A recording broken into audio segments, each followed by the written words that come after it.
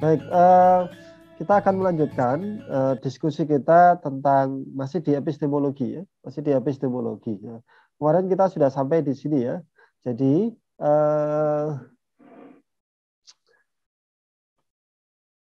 sumber itu, ya, sumber ilmu itu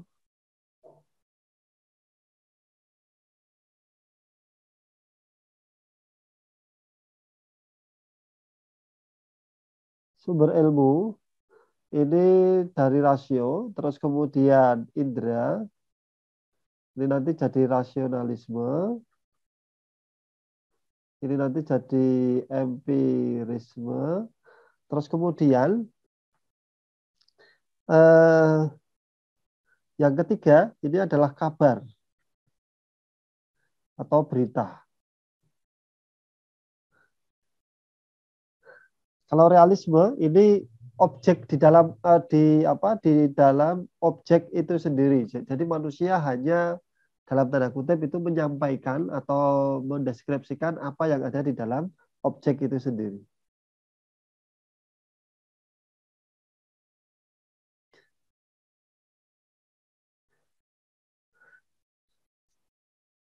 Nah, kita lihat ini ya. Mungkin ini sedikit mengulang dari yang kemarin.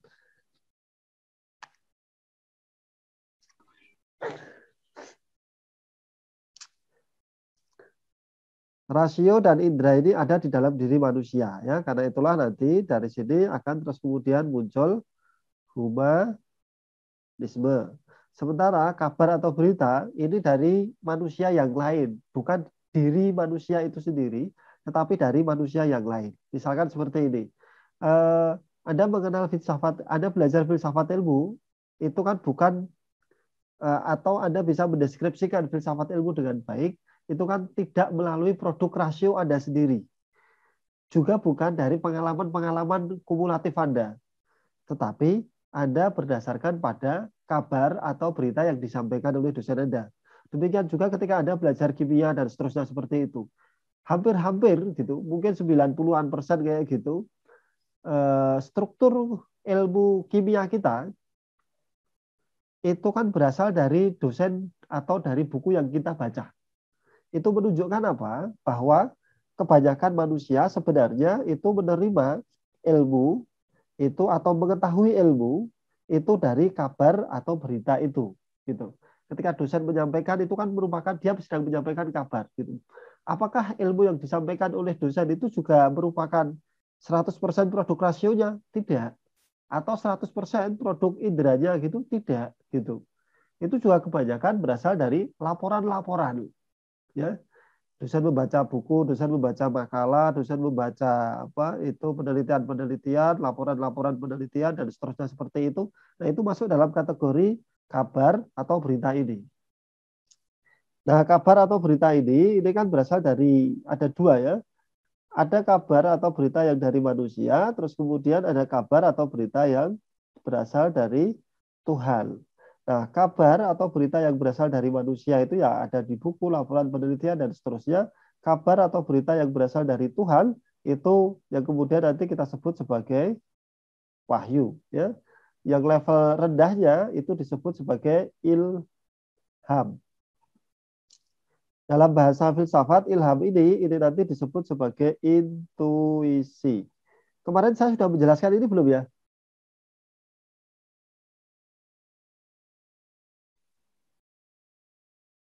Halo? Belum, Pak. Belum ya? Pak.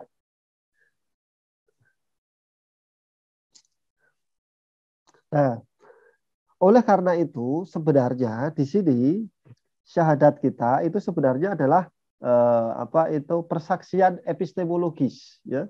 Jadi syahadat kita di sini dalam konteks ini syahadat kita itu adalah persaksian epistemologis. Sekaligus sebelumnya syahadat kita itu juga merupakan persaksian ontologis ya. Jadi syahadat kita itu terbagikan menjadi dua ya. Ada syahadat tauhid dan ada syahadat rasul gitu. Nah, syahadat yang pertama itu kita mengakui bahwa tidak ada ilah kecuali Allah. Asyhadu alla ilaha illallah itu adalah kesaksian ontologis. Kesaksian ontologis. Sementara syahadat berikutnya wa asyhadu anna Muhammadar Rasulullah itu merupakan kesaksian epistemologis. Ya, itu merupakan kesaksian epistemologis. Mengapa gitu? Kita lihat gitu. Di syahadat yang pertama itu kita mengakui bahwa ya, kita mengakui ganti tinta, kita mengakui bahwa eh, ya, kita mengakui bahwa eh, secara ontologis itu hanya ada Allah dan selain Allah gitu. Karena itulah kita bisa melihat itu bahwa kalimat syahadat kita itu kalimat yang luar biasa. Syahadat tauhid itu kalimatnya luar biasa. Itu diawali dengan pernyataan negatif, gitu. Dengan pernyataan negatif, gitu. Untuk menegaskan, ya, untuk memberikan penegasan yang luar biasa. Kita umumnya itu selalu menggunakan kalimat-kalimat negatif. Jadi pernyataan-pernyataan negatif itu biasa kita gunakan untuk memberikan penegasan yang luar biasa, gitu. Misalkan, gitu.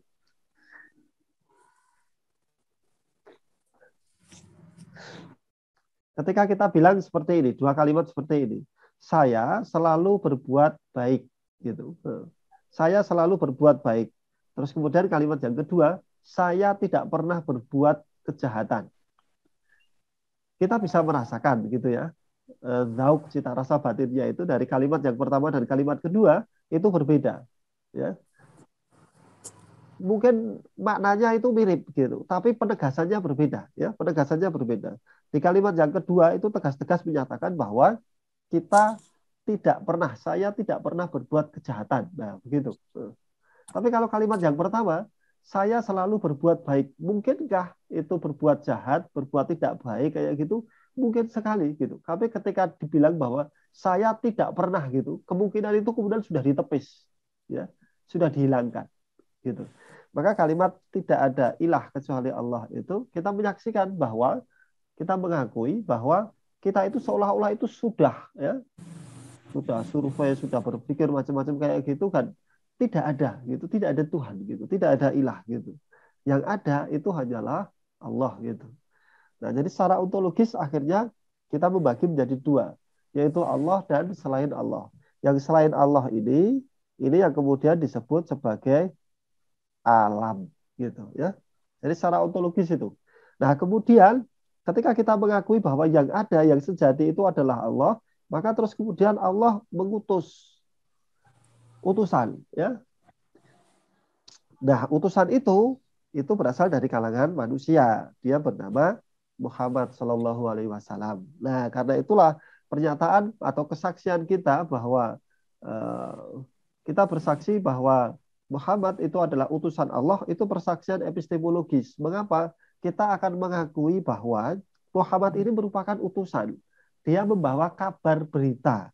Dia membawa apa itu wahyu dari Tuhannya begitu. Nah, karena itulah di sini kita menemukan ini, ya, syahadat yang kedua ini bahwa secara tidak langsung kita mengakui Muhammad itu adalah pembawa berita yang di sini ini. Ya, dia pembawa berita yang di sini ini. Karena itulah apapun yang berasal dari dia itu sejatinya dia merupakan ilmu gitu. Itu merupakan ilmu yang berasal dari dia, yang berasal dari wahyu itu. Jadi begitu.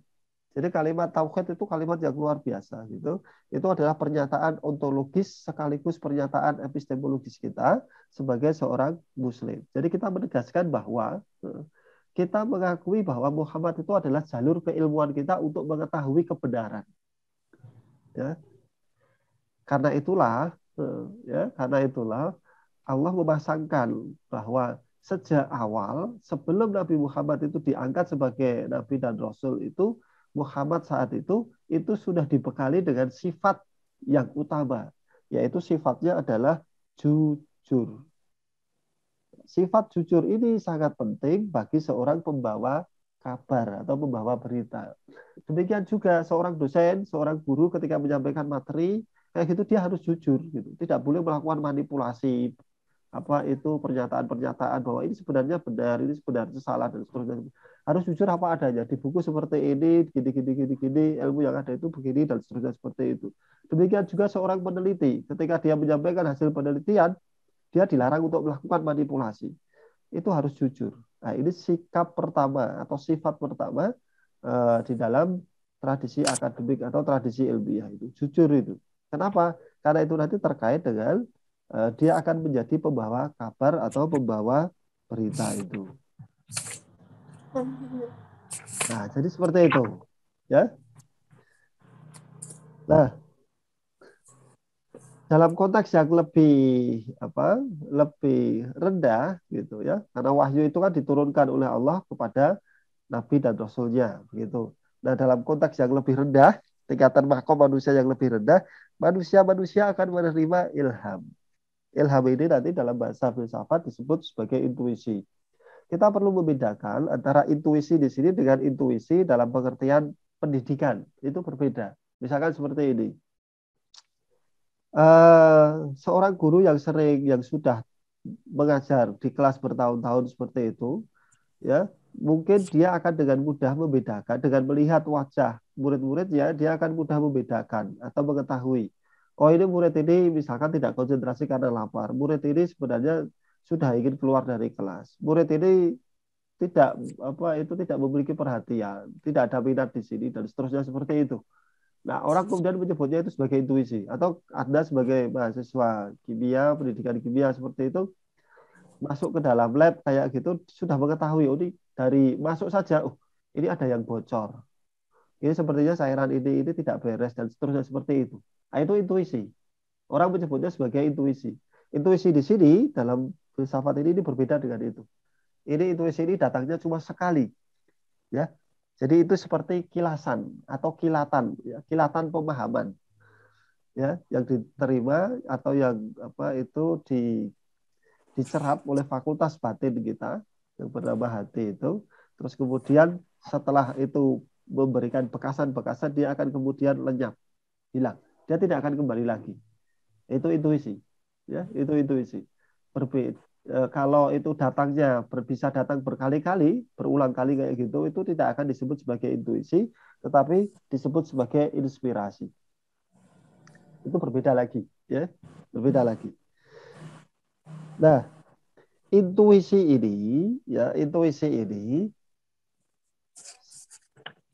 ini belum dibakukan, ya, belum dibakukan dalam metode ilmiah. Tetapi dalam prakteknya banyak ilmuwan-ilmuwan besar itu menggunakan intuisi atau ilham ini. Itu kan diberikan kepada manusia-manusia yang terpilih. Terpilih itu mungkin bisa terpilih karena makomnya, mungkin bisa karena terpilih karena keadaannya dan seterusnya seperti itu, ya. Atau sesuai dengan konteksnya. Misalkan seperti ini.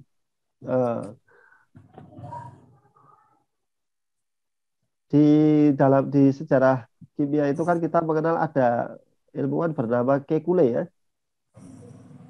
Kekulé. Nah, ini kan saat itu menurut sejarahnya itu dia sedang pusing memikirkan bagaimana membuat struktur rantai benzena, ya. Rantai C dengan jumlah 6 kayak gitu. 4, 5, 6. Nah, ini dari hasil pekerjaannya gitu. Rantai C ini harusnya strukturnya bagaimana. Nah, dia bingung. Nah, dalam kebingungan itu akhirnya Kekulé ini kemudian mabuk gitu, ya. Dia mabuk-mabukan. Mabuknya parah, terus akhirnya dia tertidur. Dalam tidurnya Kekulé ini melihat ada 6 ekor kera. Dia melihat ada 6 ekor kera. 6 ekor kera ini bergandengan tangan. Jadi seperti membuat lingkaran kayak gitu, semuanya bergandengan tangan, terus kemudian menari-nari. 6 ekor kera itu menari-nari. Nah, ketika bangun, Kekulé itu kaget, ya. Kenapa kok dia mimpi 6 ekor kera bergandengan tangan menari-nari kayak gitu? Nah, kemudian dia akhirnya ingat kepada rantai benzenanya itu. Itu ada 6 karbon gitu. Bagaimana caranya kayak gitu? Akhirnya dia meniru formasi dari kera-kera yang menari itu. Maka terus kemudian akhirnya C itu kan dibuat seperti 6 kera yang menari itu. Ya, akhirnya kita mengenal gitu rantai benzena itu seperti yang kita kenal seperti sekarang ini. Nah, itu berawal dari mimpi itu. Mimpinya Kekule ketika mabuk itu. Mimpi itu apa? Mimpi itu bukan di apa? Ini terkait dengan epistemologi, saluran epistemologi ya. Mimpi itu sejenis ilham tertentu, gitu, sejenis ilham gitu. Nah, di dalam epistemologi kita, kita mengenal bahwa mimpi ini merupakan 1/43 bagian kenabian, ya. Mimpi itu adalah 1/43 bagian kenabian, gitu. Jadi ada warisan kenabian yang masih bisa kita nikmati sampai saat ini. Salah satunya adalah mimpi, mimpi yang benar, ya. Mimpi yang benar itu 1/43 bagian kenabian. Maka kan para ulama terus kemudian membagi mimpi itu menjadi 3, ya. Di sini ada 3, yaitu mimpi yang benar, terus kemudian mimpi dari setan, kemudian mimpi sebagai kembangnya orang tidur gitu. Ciri khas dari mimpi sebagai dari setan itu adalah membuat rasa was-was. Ketika bangun, kita ingat mimpi kita, maka itu membuat rasa was-was. Nah, itu biasanya mimpinya dari setan. Nah, sementara mimpi yang merupakan kembang tidur itu biasanya apa itu meneruskan aktivitas apa itu kegalauan-kegalauan, keresahan yang sebelumnya kita pikirkan pada hari itu, ya. Dan umumnya tidak memiliki makna ini mimpi kembangnya orang tidur itu, ya. Misalkan kayak gitu. Siangnya kita ikut acara hajatan, kita ngantri, ternyata pada bagian kita apa itu tiba-tiba makanannya sudah apa itu tipis sekali hingga kita tidak kebagian gitu. Terus akhirnya kita terbayang-bayang terus itu. Udah ngantri capek-capek, ternyata nggak dapat jatah makanan ya gitu. Nah, kita tidur ternyata mimpi kita makan makanan yang enak sekali banyak kayak gitu. Kemungkinan besar itu merupakan kembangnya orang tidur. Kayak gitu, ya. Karena itulah sebelum kita itu tidur, kita dianjurkan kan ada apa itu upacaranya, ya. Karena kita apa? Kita mau pindah ke alam yang berbeda gitu. Ya, karena secara ontologis mimpi itu apakah terjadi di alam rasional, di fakultas rasional atau fakultas intelektus itu, atau di fakultas yang lain di dalam diri manusia. Ada di mana mimpi itu ketika kita mimpi itu?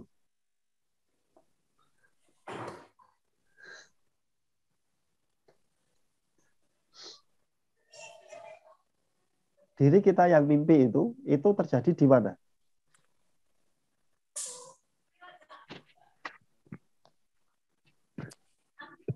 Saya bisa jawab.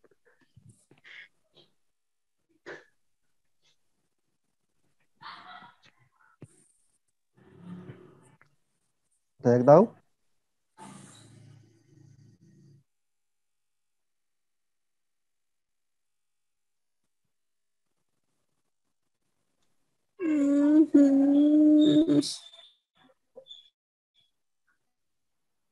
Halo? Aduh, ya Allah, Gusti.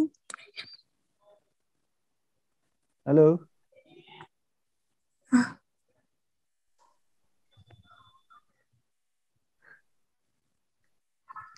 Ada yang mau menjawab?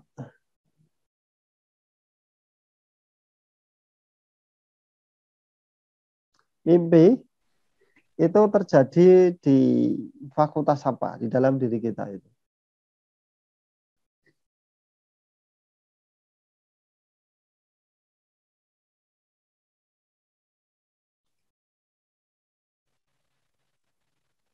Di alam bawah sadar. Di alam bawah sadar. Bawah sebelah mana itu? Masuk ke pikiran kita, cuman di alam bawah sadar gitu. Oh, di alam bawah sadar gitu ya. Ya, psikologi barat kan bilangnya seperti itu ya. kalau kita kembalikan ke struktur ya, struktur diri manusia, manusia itu ini penting untuk mengetahui epistemologi kita ya. Manusia itu terdiri dari apa saja? Kita terdiri dari roh, terus kemudian terdiri dari jasad atau jasmani ya, atau tubuh. Nah, unsur roh itu ketika unsur roh itu kan sifatnya abadi. Begitu dia diciptakan maka dia akan abadi. Ketika manusia mati itu, roh itu apakah mati? Tidak. Hanya pindah alam. Yang mati itu tubuh kita atau jasad kita yang mati. Ketika manusia dinyatakan mati itu, terus kita menjadi jenazah itu, maka yang mati itu kan jasad kita. Roh kita tidak mati. Roh kita tidak mati. Hanya rohnya dipisahkan dari jasad. Apakah roh itu pisahnya hanya saat itu? Tidak, gitu ya. Saat kita tidur itu, roh itu juga berpisah dari tubuh kita, ya. Tetapi karena belum saatnya kita itu ajalnya itu sampai, maka tubuh kita itu masih bisa dikatakan dalam tanda kutip itu hidup, gitu. Jadi nafsnya itu masih ada. Nah, ketika roh menyatu dengan jasad itu, maka terus kemudian di sini muncul entitas yang berbeda, yaitu nafs. Ini yang kemudian disebut sebagai manusia itu. Ya.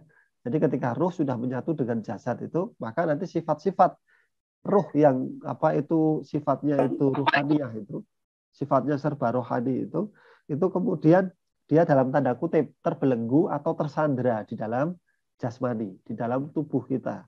Maka terus kemudian muncullah kebutuhan-kebutuhan yang sifatnya jasadiah atau sifatnya jasmaniyah itu nafs. Nah, maka manusia itu kan sering juga disebut sebagai nafs dengan istilah nafs itu. Nafs ini sering diterjemahkan sebagai jiwa, ya gitu. Nah, jiwa ini nafs atau jiwa ini sering juga kita mengenal ada istilah yang lain, yaitu akal, terus kemudian qalb, gitu. Apa bedanya antara akal dengan qalb itu? Ya. Akal ini akal kita ya. Kita sering menerjemahkan sebagai akal atau menerjemahkan sebagai pikiran.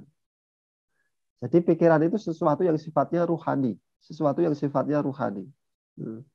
Maka ketika kita berpikir itu sebenarnya adalah aktivitas ruhani. Beda kalau kita membayangkan itu hanya sebagai rasio saja, seolah-olah itu bukan aktivitas ruhani. Itu berpikir itu sebenarnya adalah aktivitas ruhani, ya. Makanya ketika kita itu suntuk kayak gitu, pikiran itu penuh, puyeng kayak gitu ya, kita akan merasa nikmat nanti itu dengan kembali kepadanya, ya. Jadi istilahnya itu kayak diresep atau cage-nya itu kan dibersihkan dengan wirid, dengan sholat kayak gitu, itu kan membersihkan cage kita. Jadi sebenarnya ketika kita bisa memaknai sholat itu upaya atau salah satu ikhtiar kita, ya, ikhtiar yang digariskan, yang disyariatkan Tuhan itu agar kita itu selalu dalam keadaan suci, yaitu dengan cara membersihkan cage pikiran tadi itu, ya. Nah, qalb ini sering kita terjemahkan hati. Nah, kita perlu hati-hati ini ketika membaca atau menerjemahkan istilah qalb itu, ya.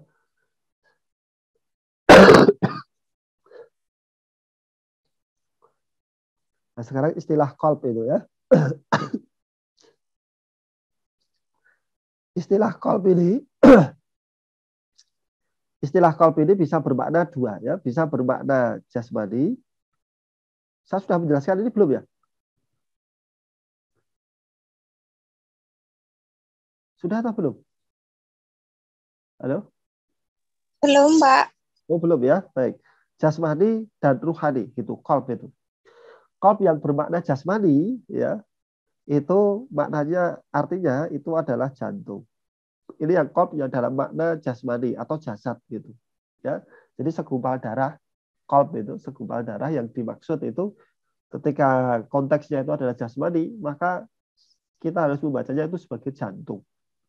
Sementara qalb dalam makna ruhani, ya kita menerjemahkannya ini sebagai hati, gitu. Ya. Nah, istilah hati di dalam bahasa Indonesia ini juga punya dua makna, yaitu makna jasmani, terus kemudian makna ruhani. Hati dalam makna jasmani itu kita itu adalah liver. Hati dalam makna jasmani, gitu. Jadi kalau kita makan hati kita sakit itu kan, oh itu livernya sakit kan kayak gitu ya. Ketika kita di rumah sakit gitu, hatinya sakit gitu, oh livernya sakit kayak gitu. Tapi ketika kita sedang ngobrol gitu, ngobrol-ngobrol terus wah kau telah menyakiti hatiku kayak gitu. Maka hati yang dimaksud itu kan bukan liver, tapi hati dalam pengertian ruhani. Hati dalam pengertian ruhani. Jadi harus hati-hati ini, ya. Jadi kata qalb itu bisa bermakna jasmani dan rohani. Kata hati dalam bahasa Indonesia itu juga bisa bermakna jasmani dan rohani. Sampai di sini nggak bingung ya? Nah, nafs ya atau jiwa itu ya itu salah satu unsur utama atau terbesarnya itu adalah akal dan qalb itu. Akal dan qalb ini sebenarnya adalah entitas yang sama, entitas ruhani yang sama, substansi ruhani yang sama, tapi dalam situasi yang berbeda. Itu menurut Syed Muhammad Naqib Al-Atas. Jadi ini adalah substansi ruhani yang sama, ya. Ini substansi ruhani yang sama, tetapi dalam situasi yang berbeda. Ketika dia berada dalam situasi yang dominan rasio, dominan rasional, dominan intelektus itu kita akan menyebutnya dia sebagai akal. Tetapi ketika itu bukan dominan rasio, maka kita akan menyebutnya dia sebagai qalb itu, hati itu, ya, hati. Kalau menurut Imam Al-Ghazali, metafora akal dan qalb itu seperti metaforanya itu raja dan istananya, gitu, ya, raja dan istananya. Nah, akal dan qalb itu nanti produknya itu memiliki ciri khas yang berbeda. Ciri khas yang berbeda. Misalkan kayak gini, produk hukum itu kan merupakan produk dari akal, produk dari rasio. Karena itulah setiap kali ada pencuri, entah mencurinya sedikit atau besar kayak gitu, ya, sedikit atau banyak, maka ya harus dihukum. Itu rasio, produk rasio. Gitu. Maka kita sering mendengar kan atau membaca berita ada nenek-nenek gitu mencuri singkong kayak gitu, dia tetap harus dihukum penjara. Produk rasio seperti itu. Produk rasio itu seperti itu. Tapi kalau produk hati kayak gitu, produk qalb itu, oh ini nenek ini mencuri karena apa? Gitu. Kok cuma singkong aja kok sampai mencuri kayak gitu. Oh dia ternyata mencuri itu karena saking laparnya gitu. Terus tetangga-tetangganya tidak ada yang memberi makan.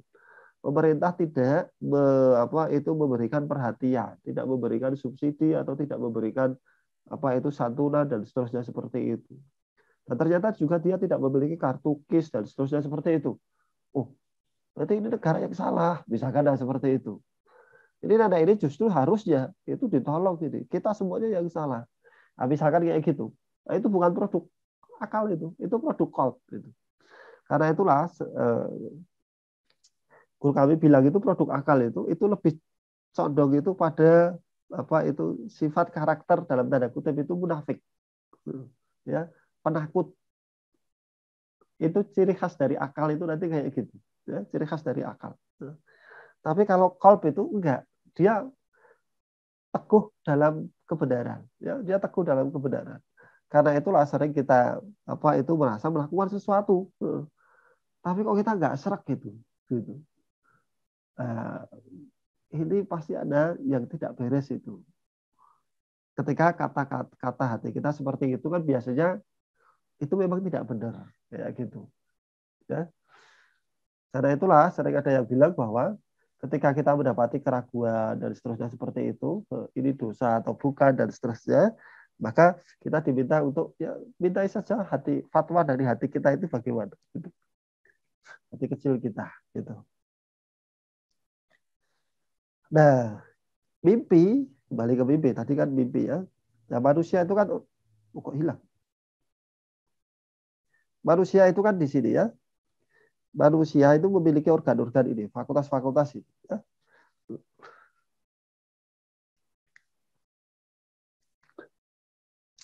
Nah, mimpi itu terjadi di alam rohani, dia di alam gaib gitu. Secara ontologis kan kita itu kan memisahkan antara alam itu menjadi dua secara kasar ya. Ada alam syahadah, terus kemudian ada alam gaib gitu. Nah, di alam gaib itu kan ada banyak sekali, ya. Ada banyak sekali makom-makomnya. Nah, salah satunya itu adalah alam misal, permisalan, misal gitu ya. Alam misal. Nah, mimpi itu ada di alam misal itu. Karena itulah yang bekerja apa? Itu rohani kita, ya, rohani kita.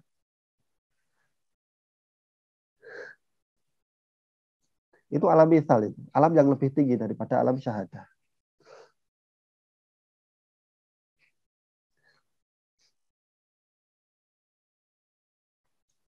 Jadi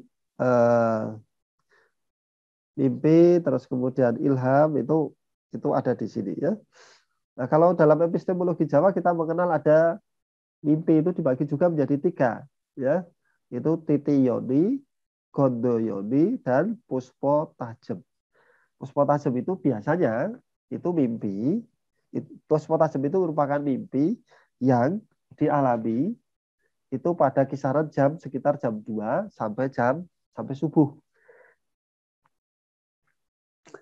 Itu mimpi puspo tajem.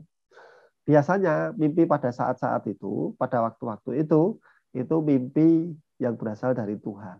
Kalau menurut epistemologi orang Jawa, makanya disebut sebagai puspo tajem. Misalkan itu kalau itu pralambang kejadian masa depan atau apa kayak gitu, atau tanda-tanda dari Tuhan terhadap kita, itu di mimpi yang puspo tajem itu.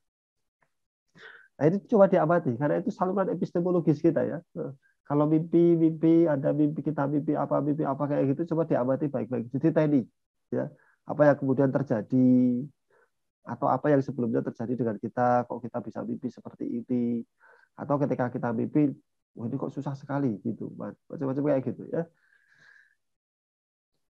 Apakah mimpi itu ilmiah gitu? Kalau dalam pengertian kita dalam Islam, mimpi itu ilmiah, ya, mimpi itu ilmiah. Dan itu sangat penting ya, mimpi itu sangat penting. Karena itulah ada nabi yang mukjizatnya adalah menafsirkan mimpi. Mimpi itu sangat penting. Wahyu itu turun salah satu jalurnya juga melalui mimpi. Ya. Ini menunjukkan, menguatkan bahwa mimpi merupakan saluran epistemologi. Saluran epistemologi. Nah, manusia ketika bermimpi itu ada di alam sini, ya, ada di alam sini ini. Jadi wahyu, ilham kayak gitu, itu wadahnya diterima oleh manusia itu di qalb, gitu ya. Jadi wadahnya itu adalah di qalb kita, di hati ya. Wadahnya adalah hati kita.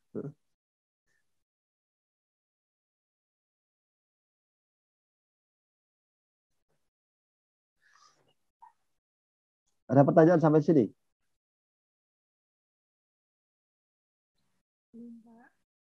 Belum?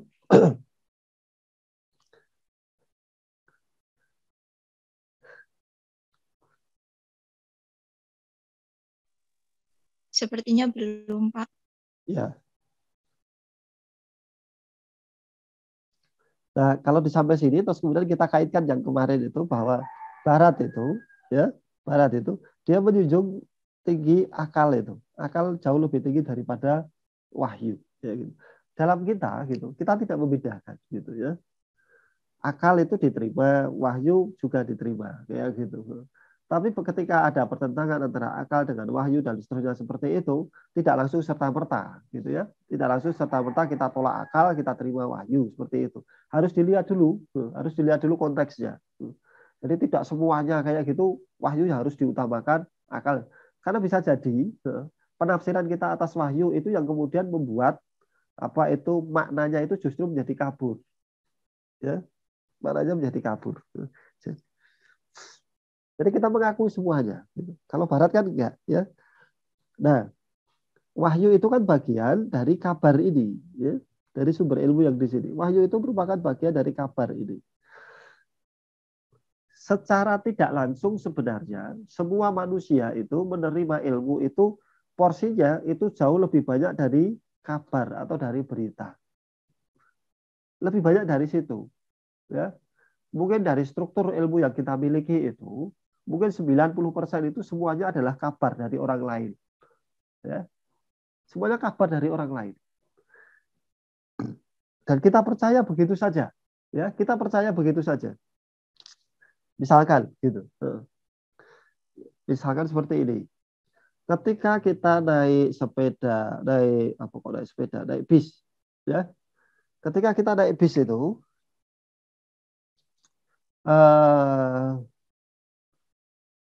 begitu masuk pintu bis itu, masuk apa itu kendaraan itu, kita kan langsung percaya bahwa laki-laki atau mungkin satu dua ibu kayak gitu, laki-laki gitu yang pegang uang, mungkin pakai topi kayak gitu, berdiri mundar mandir di bus itu merupakan kondektur. Kita langsung percaya begitu saja kan? Terus kemudian kita juga percaya gitu ya bahwa apa namanya laki-laki yang ada di bawah di belakang kemudi itu merupakan eh, sopir. Gitu. Kita tidak pernah meragukan itu. Kita langsung percaya saja. Gitu. Naik pesawat juga kayak gitu. Bapak Ibu nanti akan ditemani oleh pramugara kami, terus kemudian akan ditemani dengan pilot dan co-pilot kami. Mereka akan menggunakan dress code masing-masing begini dan seterusnya seperti itu.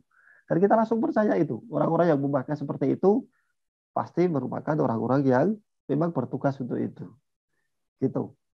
Kita kan begitu mudah ya. Ketika kita membaca buku, kita juga mudah menerima informasi, menerima kebenarannya itu. Belajar buku kimia, buku pendidikan kayak gitu, kita langsung percaya. Ya. Demikian juga ketika mendengarkan kuliah dari guru, dari dosen kita langsung percaya. Gitu. Nah, sebenarnya ya, kita itu 90%, katakanlah ya, 90% itu semua ilmu kita itu adalah merupakan kabar atau berita. Ya, kabar atau berupa kabar atau berita. Ya, gitu. Sedikit sekali yang betul-betul merupakan produk rasio kita.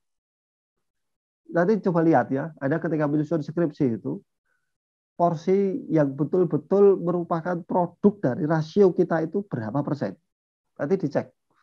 Atau porsi yang merupakan yang betul-betul merupakan produk dari apa itu pengamatan lapangan Anda itu berapa persen dari keseluruhan skripsi itu. Nah, kita akan bisa memahami itu dengan baik bahwa sebenarnya di antara rasio indera dan kabar atau berita itu porsi terbesarnya adalah di sini. Maka sebenarnya wajar ketika manusia itu ya menerima wahyu jauh di atas segala-galanya. Maka menjadi wajar. Apalagi wahyu itu dibawa oleh manusia yang terpercaya. Dalam sejarahnya, ya, dalam sejarahnya Nabi Muhammad tidak pernah ditemukan berbohong. Itu tidak ada ceritanya di tokoh-tokoh yang lain. Gitu. Ya. Keistimewaan dari Nabi Muhammad SAW itu adalah beliau tidak pernah berbohong. Beliau tidak pernah berbohong. Karena itulah semua kalimat-kalimat beliau itu menjadi kalimat-kalimat yang mengandung kebenaran atau merupakan kalimat-kalimat kebenaran. Nah, seperti itu.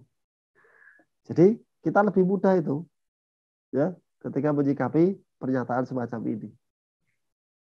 Gitu ya.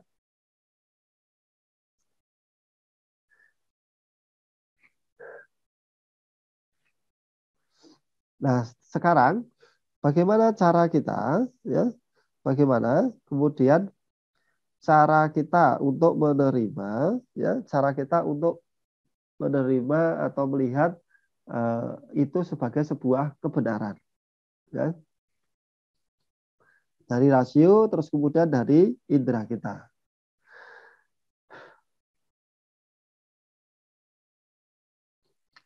Sekarang kita masuk ke teori kebenaran, ya, teori kebenaran. Nah, berdasarkan dari cara berpikir kita sebelumnya, yaitu di mana sumber ilmu itu adalah rasio, alirannya disebut sebagai rasionalisme. Ini caranya, cara atau metode penyimpulannya itu adalah deduksi, ya. Nah, teori kebenarannya ini disebut sebagai teori koherensi, ya, disebut sebagai teori koherensi. Sementara yang berangkat dari indera atau empirisme, ini penyimpulannya adalah penyimpulan induksi. Teori kebenarannya disebut sebagai teori kebenaran korespondensi. Maknanya gimana? Maknanya kayak gini. Cara berpikir deduksi itu, masih ingat dulu cara menyusun paragraf, ya? Kalau kita membawa sebuah paragraf itu, ini paragraf.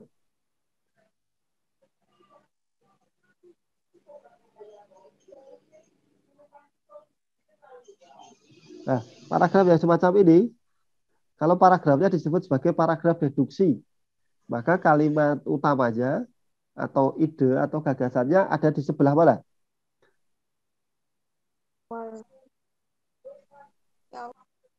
Ada di sebelah mana? Di awal paragraf. Ada di awal paragraf, benar. Jadi ada di sini. Ada di awal paragraf ini. Yaitu deduksi. Karena itulah cara berpikirnya deduksi itu di epistemologi itu berawal dari aksioma atau postulat atau asumsi.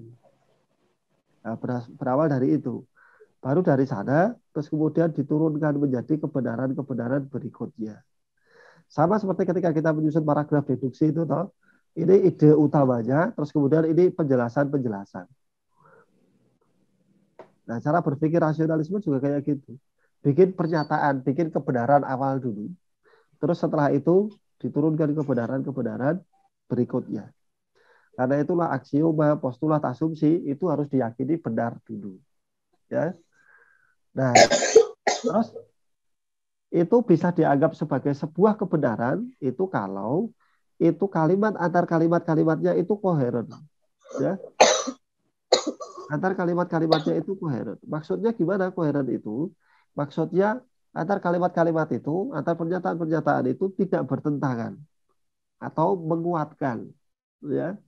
Jadi tidak bertentangan dengan kebenaran-kebenaran sebelumnya. Nah, itu disebut sebagai koheren, ya, atau konsisten, ya. Dia tidak bertentangan dengan itu. Sama seperti paragraf ini. Paragraf yang baik itu kan ketika kalimat-kalimatnya kan tidak saling bertentangan gitu toh.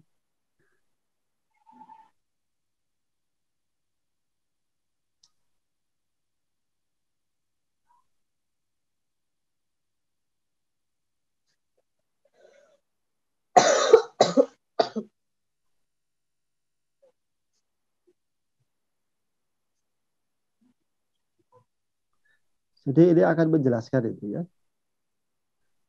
Kalimat ini menjelaskan, semakin memperjelas gitu dari ide atau paragraf apa itu gagasan utama tadi. Itu ciri khas kebenaran koherensi, ya. Makanya matematika itu cara berpikirnya itu adalah apa, teori kebenarannya adalah teori kebenaran koheren. Teori-teori itu teori kebenarannya adalah teori kebenaran koheren. Kayak gitu, ya.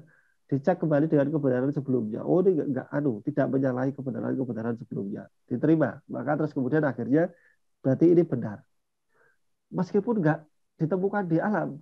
Iya, meskipun belum ditemukan di alam dan seterusnya seperti itu, meskipun belum ada praktik apa itu eksperimennya, dia tetap diterima sebagai sebuah kebenaran. Beda dengan induksi. Kalau induksi itu, ya, kita punya kalimat-kalimat, kita punya fakta-fakta, ya, terus kemudian baru kita simpulkan di akhir itu, ya, baru kita simpulkan di akhir, ya.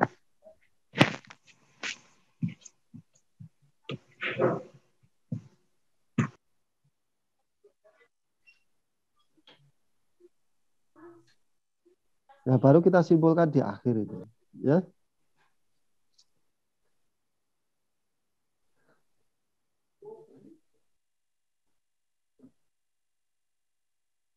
Jadi ini ada kasus 1, kasus 2, kasus 3, kasus 4, kasus 5, kasus 6.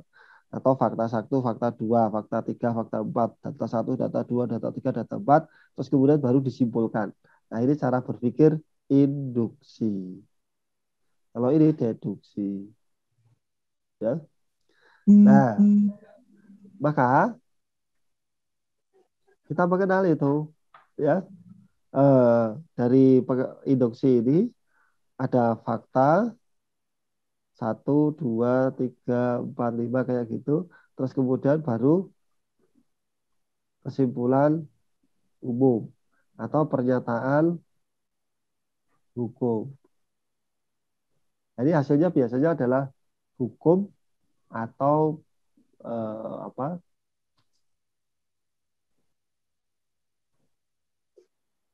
Ya, pernyataan yang sesuai dengan di lapangan itu. Nah, ini yang disebut sebagai korespondensi. Disebut sebagai korespondensi. Makna korespondensi itu adalah pernyataan itu dianggap sebagai benar jika pernyataan itu cocok dengan fakta atau cocok dengan lapangan atau cocok dengan pengamatan. Ya gitu. Misalkan ini contoh umum ya.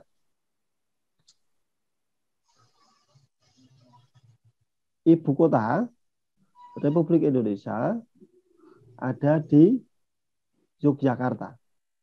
Kalimat ini benar atau salah? Kalimat ini salah. Ketika diucapkan sekarang, kalimat ini salah. Tapi ketika kalimat ini diucapkan pada awal-awal kemerdekaan itu 1946 kayak gitu ya, maka kalimat ini akan menjadi benar. Karena saat itu memang ibu kota RI ada di Yogyakarta. Sama seperti kalimat ini. Ibu kota RI ada di Jakarta. Saat ini benar. Kalau diucapkan awal kemerdekaan dulu, itu salah. Atau nanti ketika ibu kota sudah pindah, itu salah. Kalimat ini salah. Karena tidak cocok dengan kenyataan, tidak cocok dengan lapangan. Ya seperti itu korespondensi itu. Sama misalkan bahwa rantai benzena itu memiliki 7 karbon gitu. Itu salah atau benar?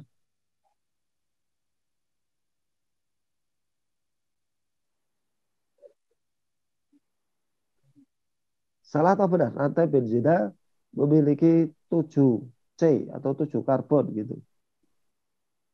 Salah. Salah gitu. Kenapa? Karena pengalaman di laboratorium tidak seperti itu. Ya gitu. Itu korespondensi. Jadi dilihat di pernyataannya bagaimana, dilihat cocok dengan lapangan atau tidak. Nah, itu korespondensi. Ya.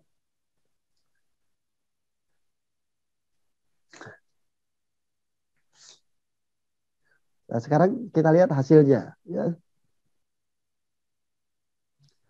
Hasil dari sini ini adalah teori. Hasil dari sini hukum. Ya, hasil dari sini adalah hukum. Tidak mesti berarti yang korespondensi itu tidak mesti melulu hukum ya, tidak mesti melulu hukum. Tetapi yang umum itu hasilnya adalah hukum. Bagaimana hubungan antara teori dengan hukum? Saya sudah menjelaskan itu ya. Kayaknya sudah ya.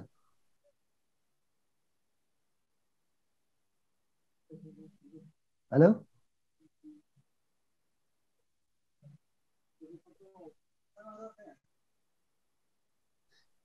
Halo? Iya, Pak. Saya sudah pernah menjelaskan itu ya, perbedaan teori dan hukum ya. Sudah belum? Belum, Pak. Belum ya? Jadi kalau deduksi, koherensi, hasilnya nanti teori. Gitu. Apa perbedaan? Apa perbedaan antara teori dengan hukum? Gitu. Karena ini itu diinduksi, jadi kan dia mengumpulkan fakta-fakta, terus kemudian disimpulkan, ya. Fakta-fakta disimpulkan kayak gitu. Itu tidak mesti menunjukkan bagaimana relasi antar variabel itu bisa terjelaskan dengan baik, ya. Jadi fakta-fakta di sini dikumpulkan, terus kemudian misalkan ada fakta eh, P, V, T kayak gitu. Ini tidak pasti bagaimana relasi kausalitas antara P, V, T itu terjelaskan dengan baik. Mengapanya itu tidak terjelaskan. Tapi mungkin dia bisa menjelaskan bagaimananya, ya, bagaimananya. Nah, karena itulah hukum gitu ya. Itulah hukum gitu. Beda dengan teori. Kalau teori ini berusaha menjelaskan atau mendeskripsikan apa yang terjadi atau berusaha mendeskripsikan memberikan penjelasan sesuatu itu menjadi begitu mengapa. Nah, kayak gitu. Nah, itu teori. Karena itulah di dalam teori itu kadang ada hukum satu, ada hukum dua, ada hukum tiga. Di dalam hukum, apakah ada teori? Tidak ada. Ya, jadi di dalam hukum tidak ada teori. Dalam hukum itu tidak ada teori. Tetapi di dalam teori itu ada hukum. Tidak setiap teori ada hukum, tapi di dalam teori biasanya ada satu dua hukum kayak gitu. Contohnya apa? Contoh yang paling mudah itu adalah di sini ini ada hukum Boyle, ada hukum Gay-Lussac dan seterusnya seperti itu. Ya. Terus kemudian di sini ada teori kinetik gas ideal. Di dalam teori kinetik gas ideal ada apa? Ada hukum Boyle, ada hukum Gay-Lussac. Kan seperti itu. Teori kinetik gas ideal itu menjelaskan pada aksioma dimulai dengan aksioma atau dimulai dengan asumsi-asumsi. Kalau hukum enggak dimulai dengan asumsi-asumsi, tapi dia melihat kenyataan langsung, gitu. Itu perbedaannya ya, teori kebenarannya, kayak gitu. Ya, jadi bagaimana kita membedakan teori, bagaimana kita membedakan apa itu hasil atau kebenaran dari rasionalisme dan empirisme seperti itu. Ini biasanya banyak yang bingung memahami di sini relasi antara teori dengan hukum itu. Kemudian pertanyaan besar ini, apakah ya,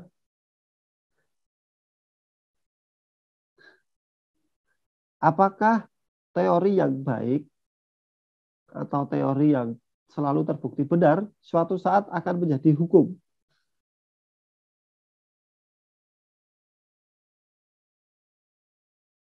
Apakah teori suatu saat akan menjadi hukum?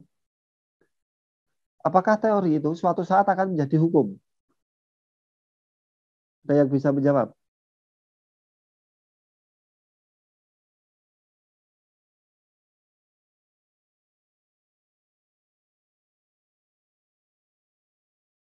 Apakah teori suatu saat akan menjadi hukum? Mungkin bisa jadi, Pak. Mengapa? Karena kebenarannya atau keakuratannya mungkin. Saya juga kurang tahu, Pak. Mungkin sih itu. Ya, oke, bagus. Ada yang lain? Jadi karena kebenarannya, keakuratan. Jadi ketika teori itu sudah katakanlah selalu benar, maka suatu saat teori itu akan menjadi hukum. Itu pendapat dari Mbak siapa tadi ya? Dewi Masruhah, Pak. Oh iya. Yang lain?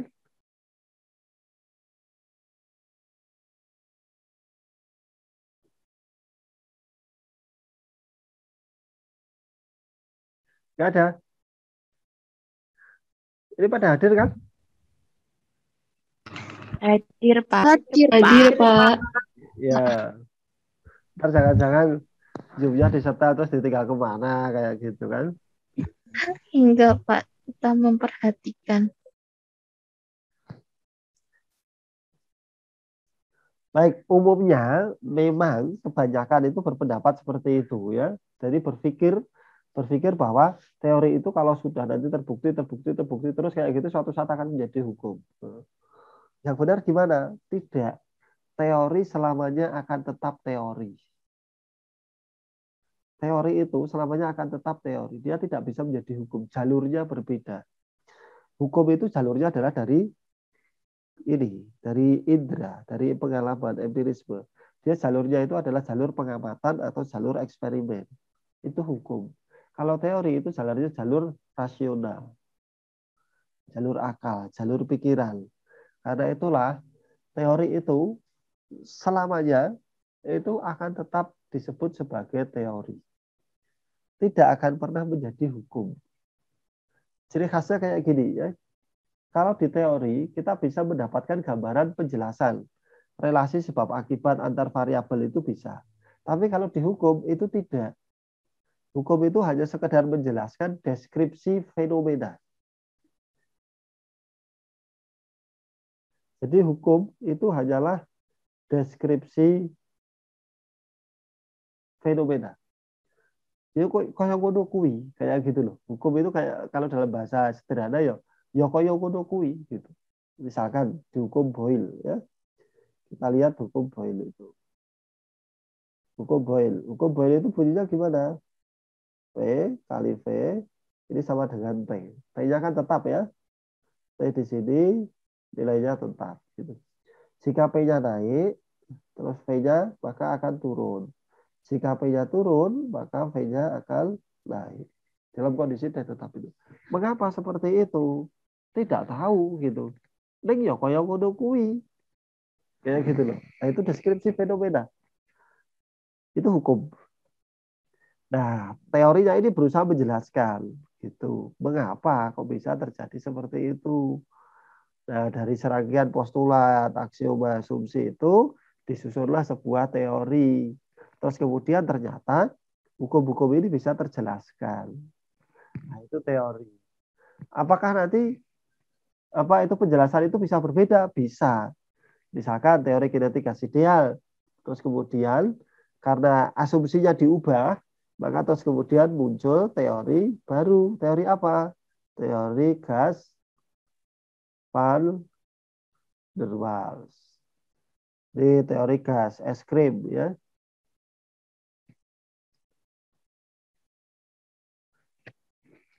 Es krim maksudnya es krim Waals itu ya. Nah, jangan-jangan itu teori gas es krim gitu. Maksudnya karena Waals itu terus kemudian kan itu kan kayak merek es krim. Teori gas van der Waals. Nah, karena apa? Asumsinya itu ada yang diubah. Asumsinya dari Maxwell itu asumsi di teori kinetik gas ideal, nah itu diubah oleh Van der Waals dari Belanda. Maka terus kemudian, ternyata hasilnya, pernyataannya, rumusnya menjadi berbeda. Lebih akurat mana? Lebih akurat teori gas Van der Waals. Gitu. Tetapi teori kinetik gas ideal itu sangat powerful. Sudah powerful lah kayak gitu ya. Untuk banyak kasus itu kita bisa menggunakan teori gas kinetik gas ideal. Nah, seperti itu. Mungkin teori gas van der Waals itu mungkin bisa diubah lagi ketika mempertimbangkan asumsi-asumsi yang berbeda. Mungkin saja. Kan seperti itu. Jadi dia akan selamanya akan tetap teori. Tidak akan pernah menjadi hukum. Jadi jangan berpikir bahwa teori dan hukum itu hierarki. Tidak. Itu jalurnya berbeda. Ya? Jalurnya berbeda.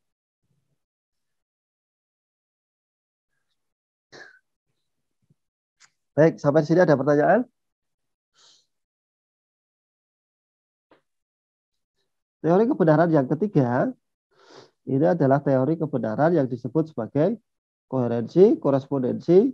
Yang ketiga, ini disebut sebagai teori kebenaran pragmatisme.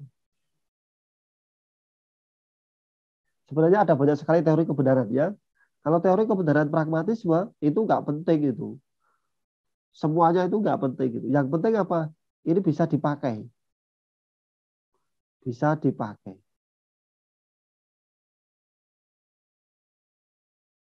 Pragmatisme kayak gitu. Hanya melihat bahwa oh ini bisa dipakai. Maka terus kemudian ini dianggap sebagai benar. Kayak gitu. Yang pragmatisme itu. Ya. Jadi ketika di disiplin keilmuan kita ada teori yang mungkin rumit kayak gitu, itu mungkin lebih benar gitu. Tapi susah dipakai. Gitu. Ya, secara pragmatis ya dia kebenarannya dia rendah. Contohnya apa? Misalkan kayak gini. Teori mekanikanya Newton itu kan sudah direvisi oleh Einstein gitu. Tapi sampai sekarang para ilmuwan itu kalau meluncurkan satelit pakai teorinya siapa? Newton atau Einstein? Pakai teorinya Newton. Mengapa? Karena lebih enak. Meskipun itu sudah direvisi oleh Einstein, gitu. Tapi sudah cukup kalau hanya seperti itu cukup teorinya Newton. Nah, kayak gitu loh. Pragmatis itu kayak gitu.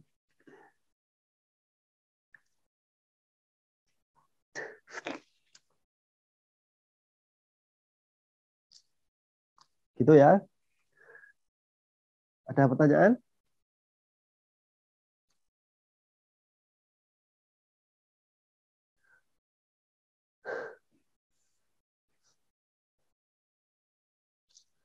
Itu teori kebenaran ya. Pertanyaan berikutnya adalah apakah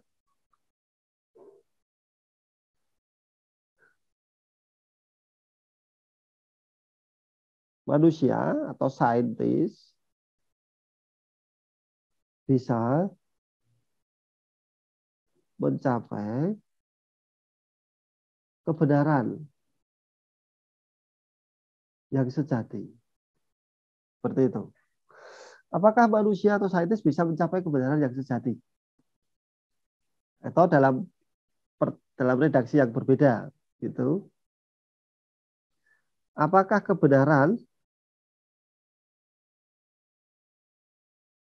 dalam sains ada kebenaran yang sejati? Ini tulisannya bisa dibaca ya. Apakah Bisa, manusia Pak. atau saintis itu bisa mencapai kebenaran yang sejati? Bisa atau tidak? Tidak. Hah? Tidak. Tidak. Mengapa tidak? Karena sains terus berkembang, Pak. Karena sains terus berkembang. Karena itulah manusia tidak bisa mencapai kebenaran yang sejati. Kalau secara umum, katakanlah sekarang saintisnya saya hilangkan. Apakah manusia bisa mencapai kebenaran yang sejati? Tidak. Tidak. Mengapa? Karena ukuran kebenaran itu sendiri eh, tidak ada satu patokan gitu loh, Pak. Ada banyak sudut pandang yang bisa menyebutkan itu benar dan itu salah. Baik, menarik ini. Manusia tidak bisa mencapai kebenaran yang sejati. Mengapa? Karena ukuran atau patokan kebenaran itu bisa relatif. Kayak gitu ya. Bisa relatif. Ada yang lain lagi?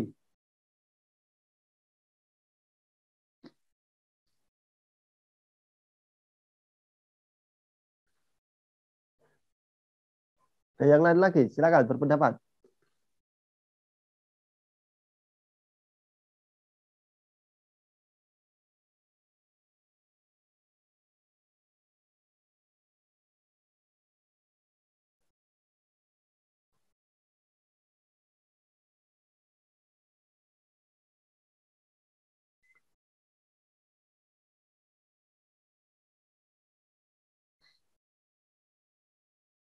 Ayo.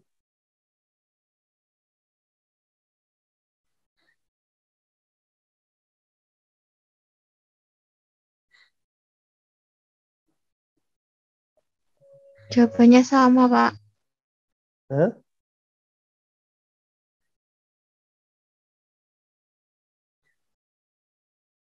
Yang lain nggak ada.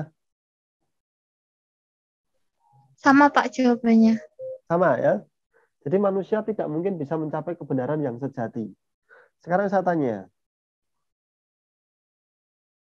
baterainya habis sebentar.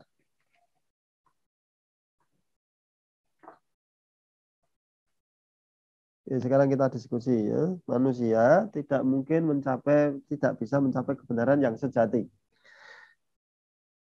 Hari ini hari apa? Rabu. Hari Rabu. Ya, hari ini Rabu Pahing ya. Kalau dalam pasaran Jawa Pahing kan sekarang ini tanggal 21 April 2021. Apakah betul ini adalah hari Rabu? Hari Rabu yang sekarang ini adalah kebenaran yang sejati atau tidak? Iya. Bukan kebenaran relatif. Relatif, Pak. Relatif. Relatif. Kenapa Relatif. bisa relatif? Kenapa bisa relatif? Tergantung sudut pandangnya, Pak. Kalau dipandang dengan sudut pandang kebenaran agama, contohnya di Islam kan, ya sekarang Sekarang apa?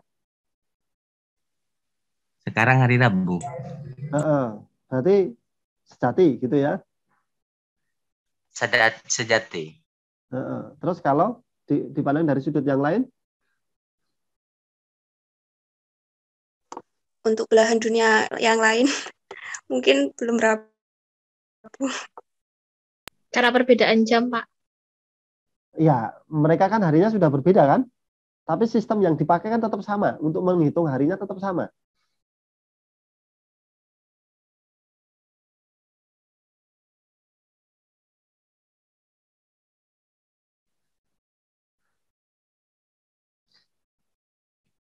Jadi, ketika kita menyatakan bahwa hari ini hari Rabu, 21 April, itu bukan kebenaran yang sejati ya?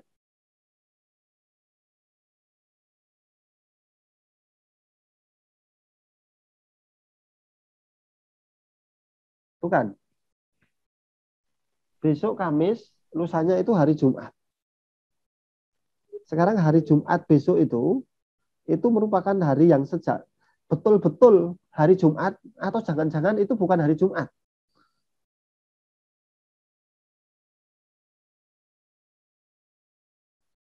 Yang mana? Betul hari Jumat. Betul hari Jumat gitu. Artinya sejati atau bukan itu? Sejati. Sejati ya. Jadi manusia itu bisa mencapai kebenaran yang sejati enggak?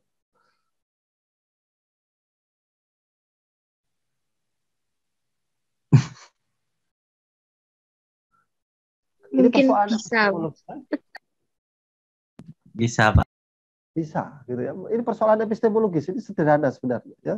Dan ini sering membuat bingung, sering membuat mengkacaukan kita ya, mengkacaukan kita akhir-akhir ini.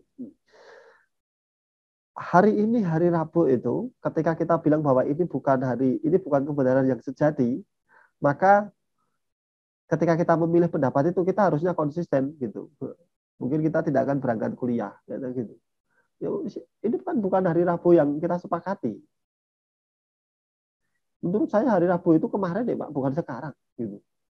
Kan harusnya kayak gitu. Tapi ketika kita bersepakat bahwa ini dia hari Rabu ini hari Rabu, berarti kita sama-sama sebenarnya bersepakat gitu. Bahwa hari Rabu yang ini itu adalah hari Rabu yang benar. Bukan yang keliru gitu, atau bukan yang samar-samar. Demikian juga hari Jumat besok itu besok Jumat besok itu benar itu. Betul itu. Bahwa hari Jumat besok itu benar gitu. Kalau kita teruskan ke belakang itu, kalau kita menganggap bahwa seandainya kita berpendapat bahwa Jumat besok itu bukan Jumat yang sejati gitu, maka jangan-jangan dulu ketika syariat sholat Jumat itu turun itu juga salah hari. Itu juga jangan-jangan dulu Nabi ketika Jumatan itu bukan sholat Jumat itu, harinya berbeda jangan-jangan. jangan-jangan hari Sabtu loh. Bisa masuk ke sana nggak?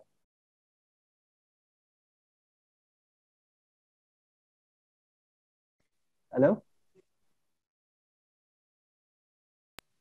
Bisa Pak. Bisa, Pak. Nah ya, jadi ketika kita bilang bahwa ketika manusia itu menghitung hari itu bukan yang sejati gitu, itu punya implikasi loh dari sisi teologis itu. Jangan-jangan dulu syariat-syariat yang terkait dengan hari itu keliru gitu. Jangan-jangan Nabi itu menentukan hari aja keliru gitu. Oh ini berbahaya itu. Itu salah satunya kayak gitu. Orang-orang yang biasanya itu bilang bahwa manusia tidak bisa mencapai kebenaran yang sejati. Coba cek kayak gitu, ditanya gitu. Hari ini hari apa? Gitu. Kalau dia jawab ini hari Rabu gitu, yakin ini hari Rabu gitu. Kalau dia itu bilang bahwa ini relatif gitu, maka kalau janjian sama dia gitu, kita bisa bilang gitu. Ketika kita tidak datang gitu loh, katanya menurutnya hari itu relatif. Nah, saya kan nggak tahu gitu. Persepsimu hari yang benar itu yang mana? Oh, itu kacau itu kehidupan manusia kalau seperti itu. Coba bayangkan kayak gitu. Kita berjanji, kita bertemu tanggal, misalkan kita bertemu tanggal 23 April. Loh, itu 23 April menurutmu, bukan menurut hitungan kami. Oh, kacau nanti. Gitu kan? Jadi manusia itu bisa mencapai kebenaran yang sejati. Sekarang kita lihat dari sisi kalimatnya sendiri ya.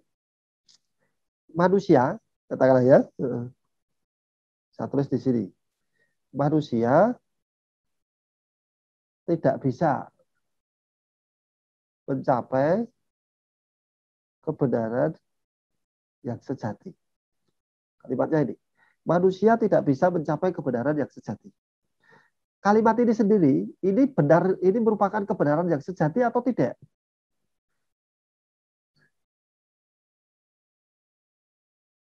Kalau kita sepakat, ya kita sepakat itu, betul itu kalimatnya indah sekali itu. Manusia tidak mungkin bisa mencapai kebenaran yang sejati.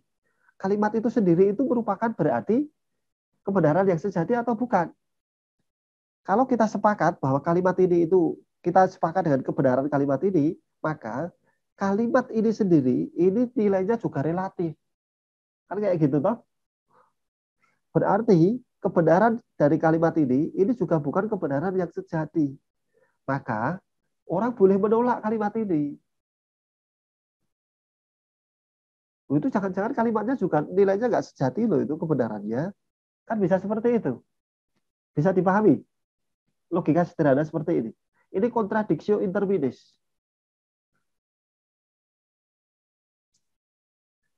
Halo? Iya, Pak. Bisa dipahami ya? Nah, bandingkan misalkan ya dengan kalimat yang kedua. Manusia bisa mencapai kebenaran yang sejati. Manusia bisa mencapai kebenaran yang sejati. Kalimat ini benar. Kita terima kalimat ini. Maka kalimat ini, yaitu kebenaran yang sejati juga. Konsisten kan? Tapi kalau yang tadi, itu nggak konsisten, itu nggak koheren. Itu.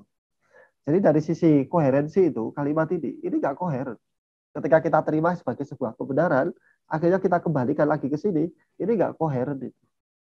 Nah, kayak gitu.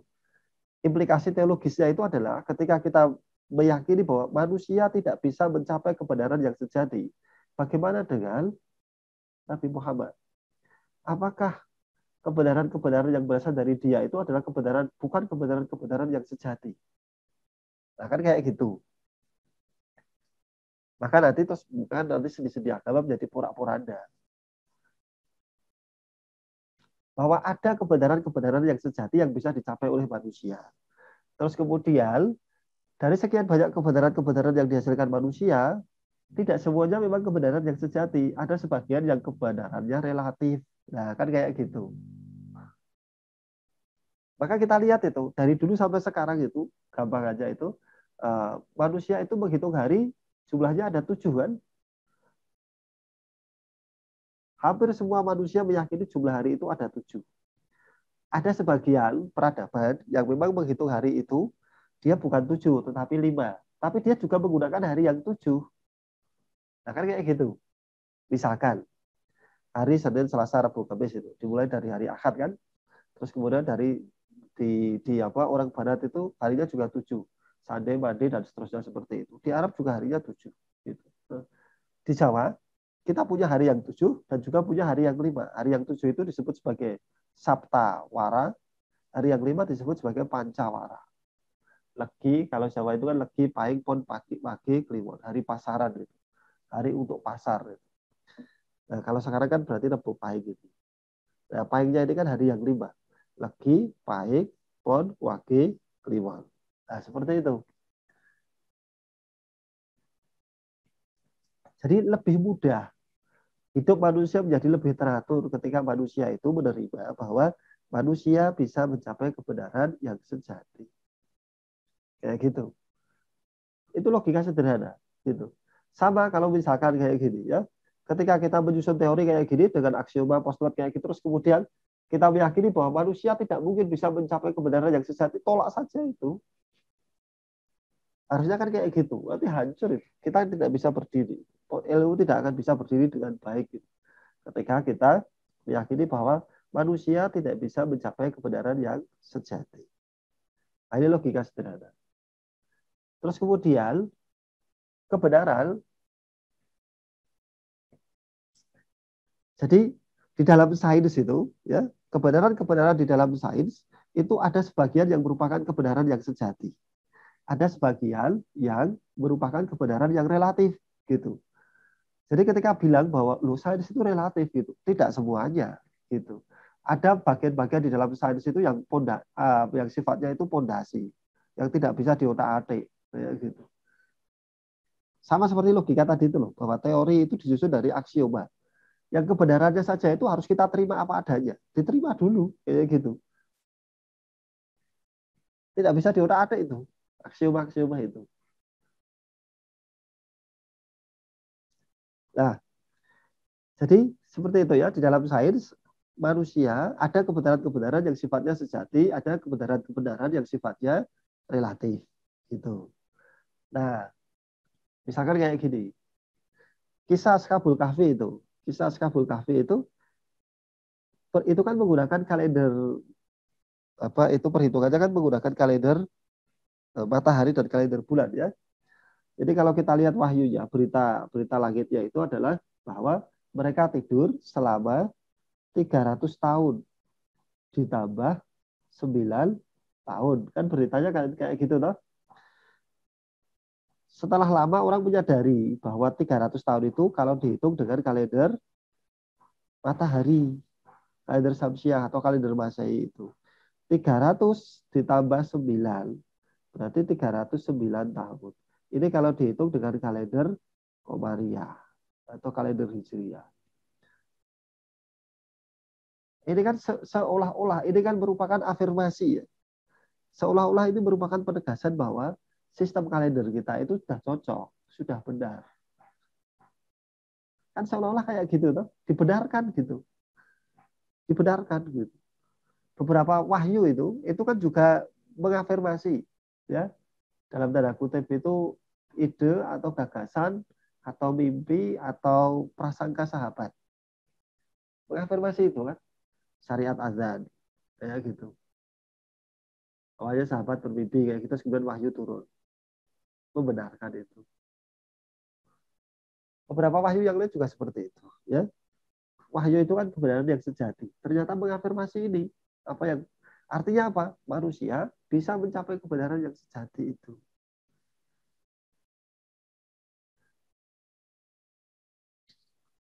Terus desain contohnya ini, kayak gitu ya. Desain itu contohnya ini.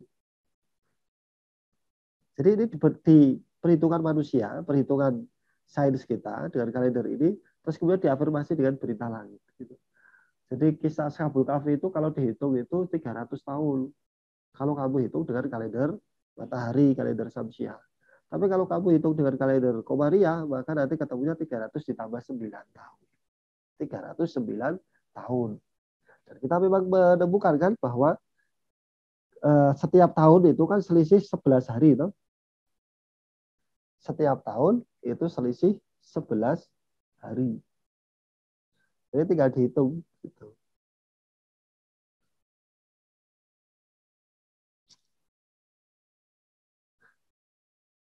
Tahun berarti 300, kalau 300 tahun Masehi berarti ya 300 dikalikan 11 gitu kan.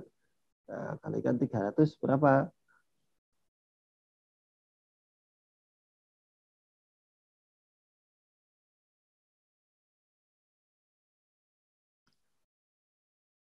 Ya 33 ya. Nah, satu tahunnya, satu tahun Masehi itu, satu tahun Komariah itu berapa? 300 berapa hari? 3, sekitar 355 ya. 354, 355 gitu. Nah, terus kemudian kan ini tinggal dibagi kayak gitu. Nah.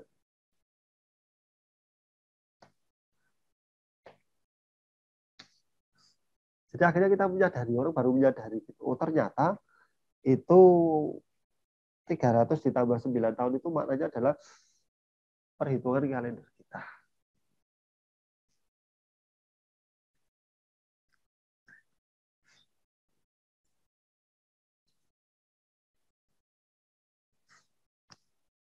Jadi kalimat tadi itu secara epistemologis itu berbahaya. Ya, kalimat bahwa manusia tidak bisa mencapai kebenaran yang sejati itu berbahaya. Ya nanti sia-sia gitu. Nanti dosen kita bilang gini-gini, oh itu kan kebenaran yang relatif, Pak. Tatanan manusia nanti kacau itu. Ustadz kita, kiai kita bilang gini-gini, paling dahulu gitu. Oh itu kan kebenarannya relatif. Itu bukan kebenaran yang sejati. Mesin saja itu nggak bisa bekerja kok kalau kebenarannya tidak dianggap sebagai bukan kebenaran yang sejati. Gitu. Program itu kode programming itu juga kayak gitu, no? Itu harus fix itu, harus fix itu benarnya itu harus fix.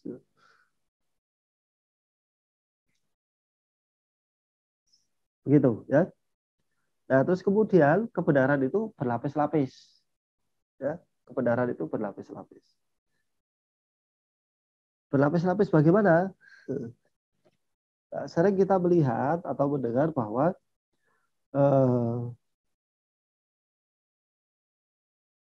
yang penting itu bukan benar, tetapi baik, kayak gitu. Apa hubungan antara kebenaran, kebaikan,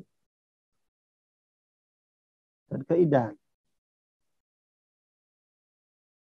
Jadi benar, terus kemudian baik, terus kemudian indah. Hubungannya bagaimana ini hubungannya?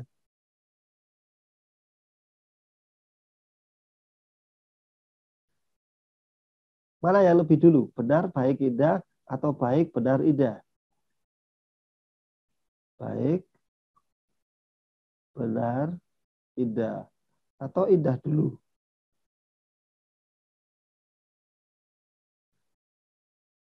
Ada banyak sekali kemungkinan ya.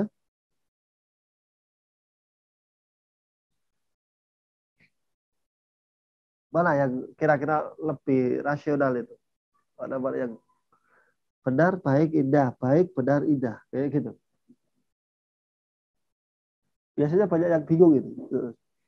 Kita melihat alam itu, ya, kita melihat alam itu kan berada dalam keindahan, dalam formasi yang sangat indah, ya. Kita lihat pergantian alam itu, ya, pergantian ketika dari malam ke siang, lewat pagi, ya gitu ya, fajar menyingsing kayak gitu. Itu kan perubahannya gradasi, ya. Pernahkah kita melihat pemandangan alam itu yang norak kayak gitu, warnanya ora cetha gitu, iki piye kontrase kayak gitu. Kita kan nggak pernah melihat situasi kayak gitu ya. Kita nggak pernah melihat situasi kayak gitu.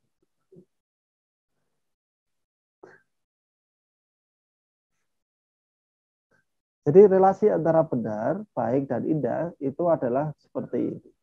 Jadi benar dulu, baru baik, baru indah. Benar dulu, ya, baru baik, nanti terus kemudian indah. Itu kayak analoginya kayak gini, ya. Ini nanti ini desain penting sekali itu. Benar, baik, terus kemudian indah. Analoginya kayak gini.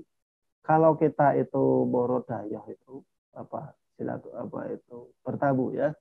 Ketika kita bertamu itu kan kita disuguhi minuman. Itu kan benar ya. Disuguhi minuman itu benar.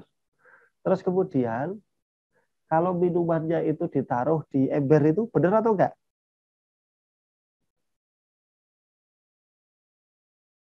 Disuguhi minuman gitu, tapi minumannya taruh di ember. Salah. Hah? Tidak. Itu benar itu. Oh, disuguhi minuman kok gitu.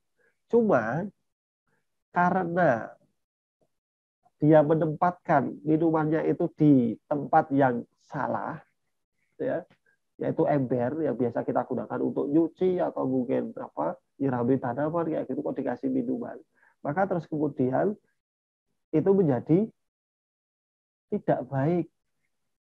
Tapi benar, loh ini benar gitu.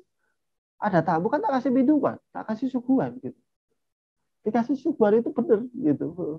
Cuma ketika kebaikan itu tidak ditempatkan pada tempat yang tepat, akhirnya apa?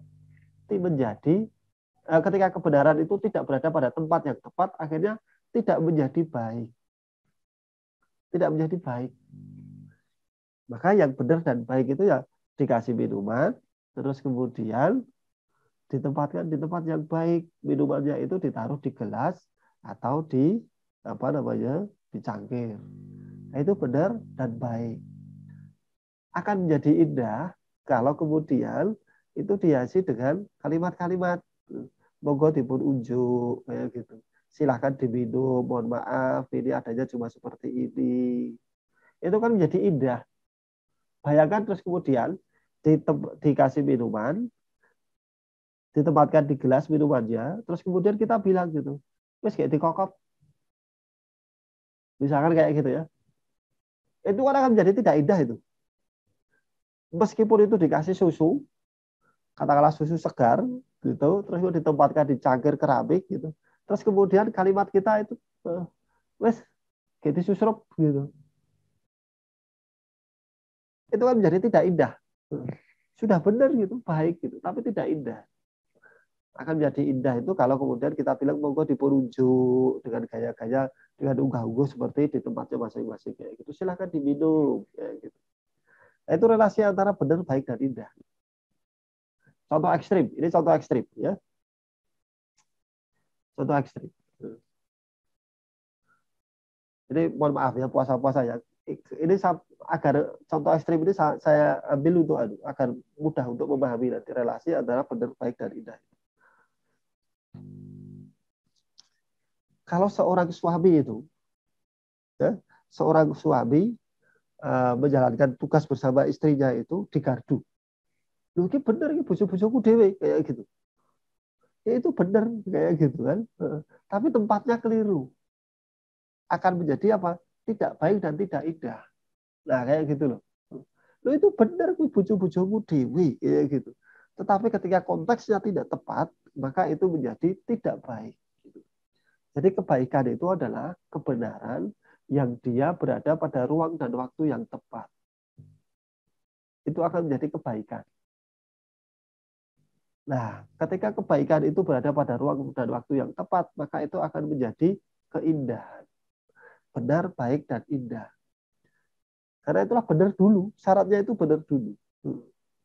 Syariatnya benar dulu. Kayak gitu. Nanti akan menjadi manusia yang baik. Setelah menjadi manusia yang baik, nanti akan menjadi pribadi yang indah. Tapi harus benar dulu.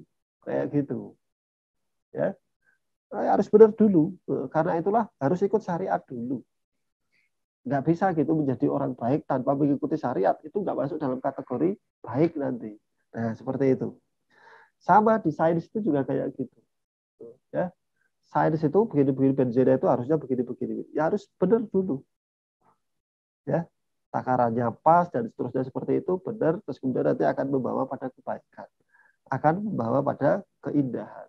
Karena itulah susunan alam itu sudah merupakan susunan yang benar. Susunan yang benar.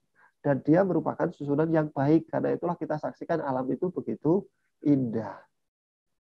Nah, seperti itu. Relasinya antara benar, baik, dan indah itu. Ada pertanyaan?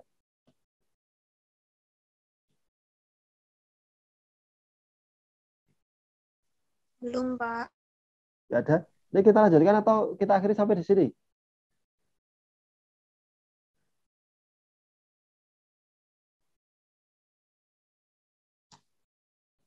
Halo? Ya, Pak. Ngikut. Diakhiri sampai di sini atau dilanjutkan? Menurut Mungkin Pak. sudah tidak ada pertanyaan bisa diakhiri. Ya, dicukupkan sampai di sini ya. Baik, ada pertanyaan sebelum saya tutup?